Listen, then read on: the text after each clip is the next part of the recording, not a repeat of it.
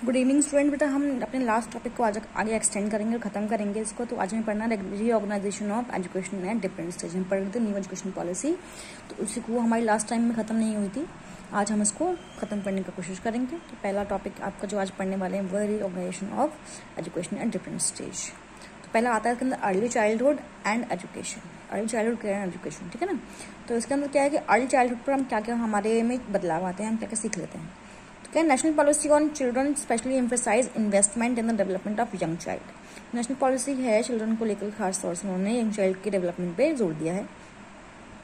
खास तौर से वो बच्चे particularly children from section of the population in which first generation learners predominance. उसके बाद का reorganisation the holistic nature of child development, कि हमें जो चाइल्ड डेवलपमेंट का होलिस्टिक नेचर उसको रीऑर्गेनाइज करना है। Nutrition, health and social, mental, physical and moral, emotional development इनके थ्रू। जो आपका early childhood care and education है उसको हाई प्रायोरिटी दी जाएगी, ठीक है जी, with the integrated child development services programmes जहाँ तक पॉसिबल है। डे केयर सेंटर्स खोले जाएंगे, ठीक है, ताकि और जो गर्ल इंगेज रहती हैं अपने छोटे भाई बहन देखभाल करने में उसको सपोर्ट दिया जाएगा, ठीक है। जो ECCE प्रोग्राम्स हैं उनको चाइल्ड ओरिएंटेड बनाया जाएगा, उनको प्ले के अराउंड फोकस किया जाएगा और इंडिविजुअलिटी पर ध्यान दिया जाएगा बच्चों की। फॉर्मल मेथड्स और introduction of the 3 Rs will be discouraged at this stage, कि 3 R सिस्टम जो है उसको डिस्करेज किया जाएगा। Full integration of child care and pre primary education, जितना भी इंटीग्रेशन है चाइल्ड का केयर का और प्री प्राइमरी एजुकेशन में उसको लाया जाएगा। एलिमेंट्री एजुकेशन में क्या है, इसमें कौन कौन से 3 एस्पेक्ट्स हैं देखें भाई। पहला universal access and enrolment, universal access और एनरोलमेंट किया जाए बच्चों का। Universal retention of children up to 14 years of age, जितने भाई बच्चा जो है 14 ईयर्स तक की एज को अपनी शिक्षा ग्रहण करे। Substantial improvement of the quality of education, जो क्वालिटी की एजुकेशन की उसको इम्प्रूव किया जाए ताकि बच्चे जो है हाईएस्ट एसेंशियल लेवल जो है बच्चा अटेंड कर सके। चाइल्ड सेंटर्ड अप्रोच होगी, मतलब जितने भी आप करिकुलम बनाएंगे, जितना भी आप एक्टिविटी करेंगे वो बच्चे को ध्यान में रखते हुए, ना कि सिस्टम को ध्यान में रखते हुए। जो ये बदलाव किया जाएगा सिस्टम के अंदर वो बच्चे को ध्यान में रखेगा, बच्चे की इंटरेस्ट, उसके लेवल, उसकी समझ के अकॉर्डिंग जो है सिस्टम में बदलाव लाया जाएगा। जैसे जैसे बच्चा बड़ा होगा जो कॉम्पोनेंट है कॉग्निटिव लर्निंग का वो भी इंक्रीज हो जाता है। स्किल्स जो है उनको चाहिए होती हैं, तो स्किल को महत्वपूर्ण बताया जाएगा कि स्किल्स जो है उनको डेवलप करना है। स्कूल फैसिलिटीज करें, जितने भी प्रोविजन है उनको बनाया जाएगा एसेंशियल फैसिलिटीज को लेकर प्राइमरी स्कूल्स के अंदर, ठीक है। ऑपरेशन ब्लैक बोर्ड को के स्कोप को और भी एनलार्ज किया जाएगा। कम से कम 50% जो टीचर्स हैं उनको रिक्रूट किया जाएगा और फ्यूचर शुड बी वुमेन, ठीक है, खासतौर से वुमेन्स को रिक्रूट किया जाएगा। नॉन फॉर्मल एजुकेशन में क्या है कि non formal education programme meant for school drop outs, जो नॉन फॉर्मल एजुकेशन हैं वो उनके लिए जो किसी कारणवश अपने स्कूल को छोड़ दिया है, ठीक है जी। उसके बाद क्या है कि modern technology aids will be use to improve, ये जो मॉडर्न टेक्नोलॉजी एड्स उनका इस्तेमाल किया जाएगा लर्निंग एनवायरनमेंट को इम्प्रूव करने के लिए। टैलेंटेड और educated young man and womens from the local community will be chosen to serve as instructors and particular attention paid to their training. मतलब जो टैलेंटेड हैं, डेडिकेटेड हैं, उन मेंस को, वुमेन्स को, जो मैन और वुमेन को रिक्रूट किया जाएगा तो इंस्ट्रक्टर, पर्टिकुलर अटेंशन उनकी ट्रेनिंग पर दिया जाएगा। और इस बात का खास ध्यान रखा जाएगा कि जो क्वालिटी होगी नॉन फॉर्मल एजुकेशन की वो कंपैरेबल होगी किसके साथ, फॉर्मल एजुकेशन के साथ।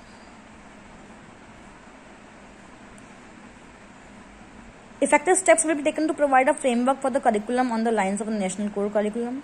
बहुत सारे जो इफेक्टिव स्टेप्स हैं वो लिए जाएंगे फ्रेमवर्क प्रोवाइड करवाने के लिए करिकुलम को, लेकिन किस पर बेस्ड होंगे, वो लर्नर्स की नीड्स पर बेस्ड होंगे, लोकल एनवायरनमेंट से रिलेटेड होंगे। लर्निंग मटेरियल जो है वो हाई क्वालिटी का होगा, उसको डेवलप किया जाएगा, फ्री ऑफ चार्ज जो है प्रोवाइड किया जाएगा पीपल्स को। Government will take over all responsibilities for this vital sector, इस चीज़ के लिए गवर्नमेंट जो है पूरी रिस्पॉन्सिबिलिटी लेगा। जो वॉलंटियर एजेंसीज हैं, पंचायत राज इंस्ट्रक्टर इंस्टीट्यूशंस हैं, वो रिस्पॉन्सिबिलिटी लेंगे इन चीज़ की। The provision of funds to these agencies will be adequate in timely, कि जो फंड्स दिए जाएंगे वो टाइम से दिए जाएंगे और एडिक्वेट दिए जाएंगे। अब सेकेंडरी एजुकेशन, सेकेंडरी एजुकेशन में क्या है, सेकेंडरी एजुकेशन में क्या है कि secondary education begin to expose student to differentiated roles of science and humanities and social sciences. Secondary education को बिगिन करेंगे ये दिखाने के लिए बच्चों को कि भाई अलग अलग रोल्स क्या हैं science, humanities and social science के, और ये एक अप्रोप्रिएट स्टेज है प्रोवाइड करने के लिए बच्चों को एक की सेंस क्या है हिस्ट्री, नेशनल पर्सपेक्टिव और उनको अपॉर्चुनिटीज देंगे उसको समझने के लिए कि संविधान की ड्यूटीज हैं, जो राइट्स हैं वो क्या हैं। वाइडन किया जाएगा सेकेंडरी एजुकेशन को ताकि बच्चे जो है वहां तक पहुंच सकें। SC/ST गर्ल्स का जो है SC और गर्ल्स का एनरोलमेंट दिया जाएगा, खासकर साइंस, कॉमर्स और वोकेशनलाइज स्ट्रीम्स में। सेकेंडरी एजुकेशन के जो बोर्ड हैं वो रिकॉग्नाइज किए जाएंगे। बहुत सारे एफर्ट्स बनाए जाएंगे कंप्यूटर लिटरेसी के ऊपर।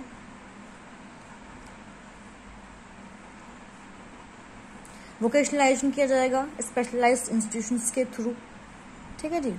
Okay, it is universally accepted that children with special talent and aptitude should be provided opportunity to proceed as a faster race। कि भाई ये भी प्रोविजन है कि वो बच्चे जो टैलेंटेड हैं, स्पेशली टैलेंटेड हैं, इनमें एप्टीट्यूड है, उनको फास्टर पेस पर अपॉर्चुनिटीज दी जाएंगी।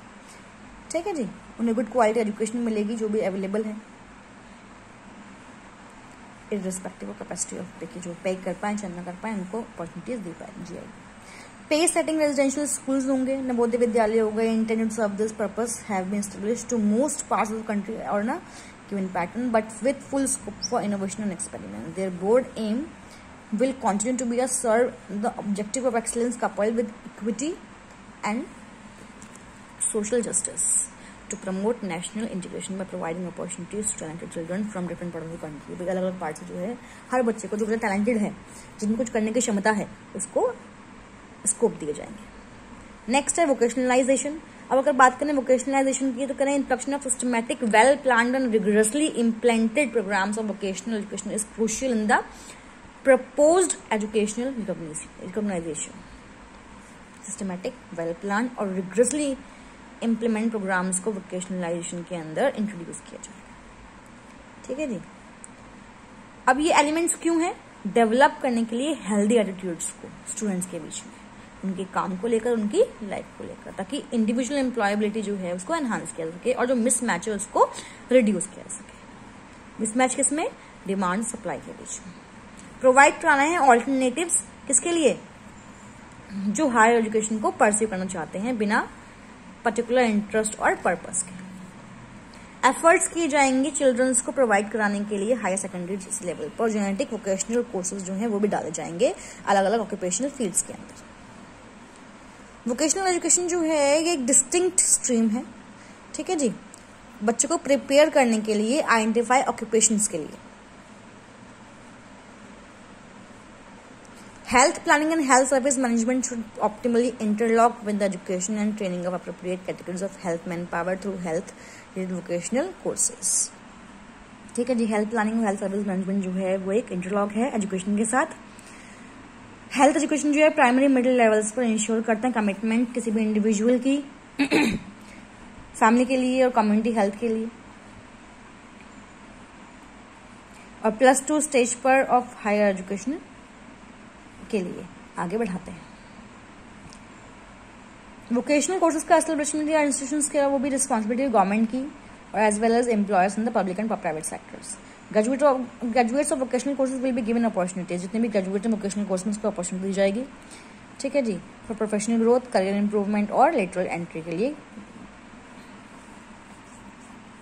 Non-formal, flexible and need-based vocational program will also be made available to new literates youth who have completed primary education। कि जो non-formal, flexible और need-based vocational program है वो दिए जाएंगे किसको? न्यू लिटरेट्स या फिर यूथ को जिन्होंने अपनी प्राइमरी एजुकेशन कंप्लीट कर ली है या स्कूल छोड़ दिया है। ठीक है। और वो काम में लगे हुए हैं या अनएम्प्लॉयड हैं, पार्शली एम्प्लॉयड हैं और उनको स्पेशल अटेंशन है वुमेन्स को दिया जाएगा। टेरिटरी लेवल कोर्सेज भी जो हैं ऑर्गेनाइज किए जाएंगे यंग वंस के लिए जिन्होंने ग्रेजुएट कर लिया है किसी हायर सेकेंडरी कोर्सेज से। जो वोकेशनल कोर्स है वो 10% कवर करते हैं हायर सेकेंडरी स्टूडेंट्स का 1995 तक और 25% बाय 2000। स्टेप्स लिए गए थे देखने के लिए कि सब्सटेंशियल मेजॉरिटी जो है प्रोडक्ट्स की और वोकेशनल कोर्सेज की वो एम्प्लॉयड हैं या नहीं है या सेल्फ एम्प्लॉयड बन चुके हैं। अब क्या है हायर एजुकेशन? तो हायर एजुकेशन में क्या है कि higher education provides people with an opportunity to learn the critical social, economic and cultural and moral spiritual facing humanity. It contributes to national development through dissemination of specialised knowledge and skills. तो यहाँ पे कह रहे हैं कि भाई higher education जो है वो लोगों को प्रोवाइड करवाती है अपॉर्चुनिटी कि वो क्रिटिकल वो समझ सकें, वो सीख सकें critical social economic culture and moral and spiritual चीज़ें जो ह्यूमैनिटी फेस कर रही है। नेशनल डेवलपमेंट में कॉन्ट्रीब्यूट करती है डिसमिनेशन के थ्रू, डिसमिनेशन ऑफ किसका, स्पेशलाइज्ड नॉलेज और स्किल्स का।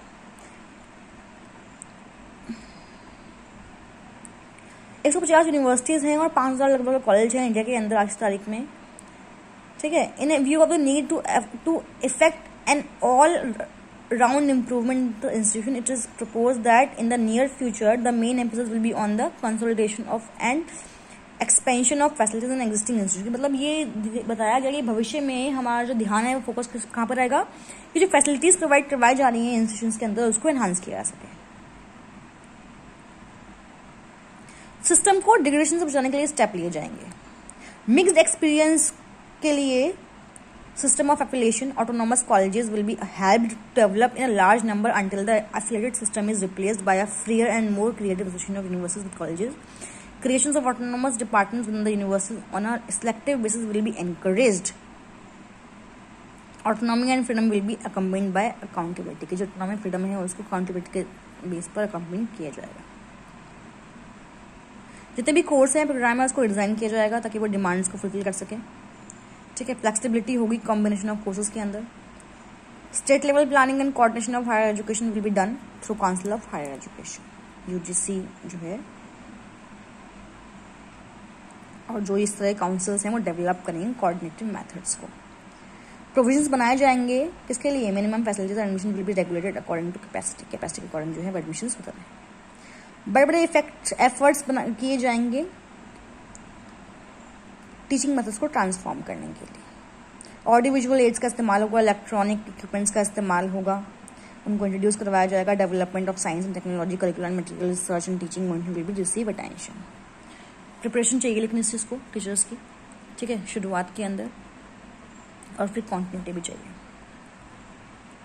मेरिट के बेसिस नई पोस्टें वो भरी जाएंगी। रिसर्च जो है यूनिवर्सिटीज़ में वो प्रोवाइड करवाए जाएंगे जो सपोर्ट को एनहांस करे, और स्टेप लिए जाएंगे हाई क्वालिटी को इंश्योर करने के लिए। यूजीसी जो है वो हाई सूटेबल मैकेनिज्म को सेटअप करेगा ताकि वो कोऑर्डिनेट कर सके रिसर्च को यूनिवर्सिटीज के अंदर, खासतौर से साइंस टेक्नोलॉजी के फील्ड में रिसर्च किए जाएंगे बाकी एजेंसीज के थ्रू भी। इंडोलॉजी में रिसर्च होंगे, ह्यूमैनिटीज में, सोशल साइंसेज में रिसर्च किए जाएंगे सपोर्ट के लिए। नीड्स को फुलफिल करने के लिए और नॉलेज को सिंथेसाइज करने के लिए इंटरडिसिप्लिनरी रिसर्च भी एनकरेज किए जाएंगे। एफर्ट्स दिए जाएंगे इंडियन एशियन फंड्स के अंदर नॉलेज की। ऑटोनॉमस कमीशन बनाया जाएगा फोस्टर करने के लिए, इम्प्रूव करने के लिए टीचिंग को, स्टडी को, रिसर्च को, खासकर संस्कृत में और अदर क्लासिकल लैंग्वेजेस के अंदर। In the interest of greater coordination and consistency in policy, sharing of facilities and developing interdisciplinary research, a national body covering higher education in general, agriculture, medical, technical, legal and other professional field will be set up। मतलब इस तरह के जो हमने पढ़ा agriculture, medical, technical, legal और बाकी professional field जो हैं वो बनाई जाएंगी। उसके बाद आते हैं आपकी open university and distance learning, जैसे कि आपकी इंदिरा गांधी ओपन यूनिवर्सिटी है या DU का सोल है, स्कूल ऑफ ओपन लर्निंग, ठीक है। तो ये सब जो है ओपन यूनिवर्सिटी हैं, डिस्टेंस लर्निंग के कोर्सेज होते हैं। इसमें भी बहुत कुछ है, ठीक है। तो इसमें क्या है कि open learning system has been initiated in order to argument opportunities for higher education as an instrument of democratising education. तो यहाँ पे कह रहे हैं कि भाई जो ओपन लर्निंग सिस्टम है इसको शुरू किया क्यों, ताकि अपॉर्चुनिटीज दे सके हायर एजुकेशन के लिए। एक इंस्ट्रूमेंट है डेमोक्रेटाइजिंग एजुकेशन का और लाइफ लॉन्ग प्रोसेस का। फ्लेक्सिबिलिटी और इनोवेटिव्स जो हैं ओपन लर्निंग सिस्टम्स के, ये पर्टिकुलरली सूट करते हैं डाइवर्स रिक्वायरमेंट को लोगों की। भाई लोग क्या करते हैं, हमें ये भी करना है वो भी करना है, तो उस केस में ये बच्चों के लिए एक अच्छा मौका है। इंदिरा गांधी ओपन यूनिवर्सिटी जो है 1985 में बनाई गई थी और ये जो है सपोर्ट प्रोवाइड करवाती है ओपन यूनिवर्सिटीज को स्टेट्स के अंदर। नेशनल ओपन स्कूल वो भी स्ट्रेंथन करता है, लर्निंग फैसिलिटीज को ओपन करता है, एक्सटेंड करता है फेज्ड मैनर के अंदर सेकेंड लेवल पर कंट्री के अलग पार्ट्स में। अब टेक्निकल एंड मैनेजमेंट एजुकेशन,